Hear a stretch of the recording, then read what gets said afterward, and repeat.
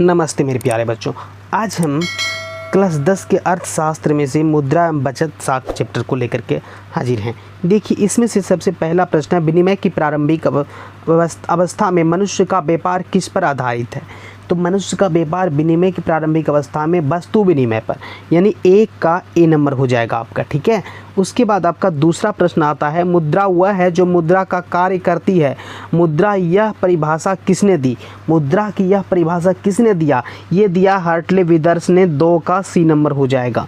चलिए, उसके बाद आपका नेक्स्ट प्रश्न आता है, तीसरा नंबर, मुद्रा की वैधानिक परिभाषा किसने दी है।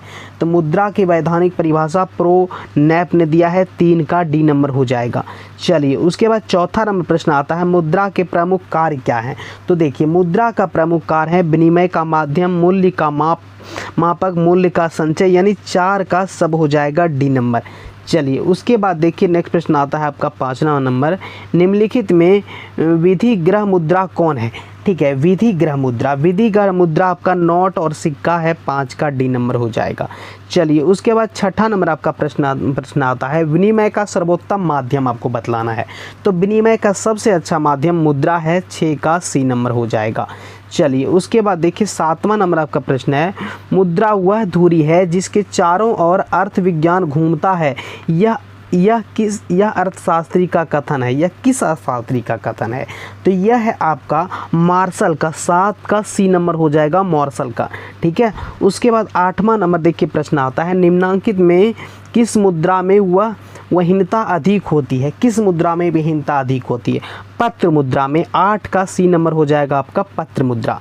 क्लियर। उसके बाद 9 नंबर प्रश्न है, हमारे देश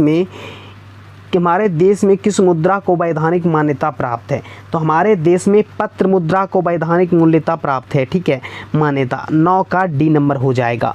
चलिए, उसके बाद आपका 10वां नंबर देखिए प्रश्न क्या कहता है कि मुद्रा के प्रयोग से किसको लाभ हुआ है। तो मुद्रा के प्रयोग से ज़्यादा लाभ हुआ है उपभोक्ताओं को और उत्पादकों को, दोनों को, इसीलिए सी नंबर हो जाएगा, ए एवं बी दोनों। ठीक है। 11 नंबर देखिए प्रश्न है, मुद्रा के प्रयोग से किसको प्रोत्साहन मिला है। तो मुद्रा के प्रयोग से बचत, पूंजी और ऋणों का लेन देन, तीनों हो जाएगा, डी नंबर हो जाएगा, तीनों सही। ठीक है।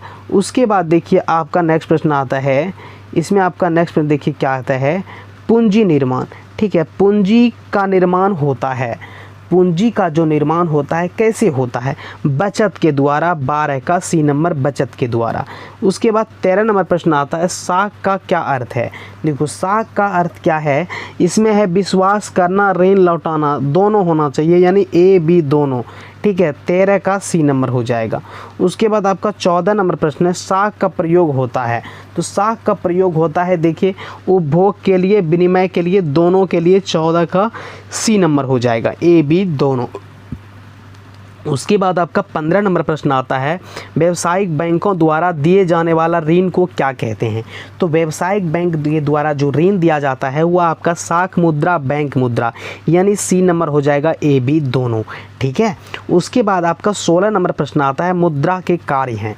मुद्रा के कार्य देखिए क्या है, मुद्रा के कार्य हैं मापन, संचय, भुगतान, इसमें से सभी हो जाएगा आपका डी नंबर, बिल्कुल सही हो जाएगा। चलिए।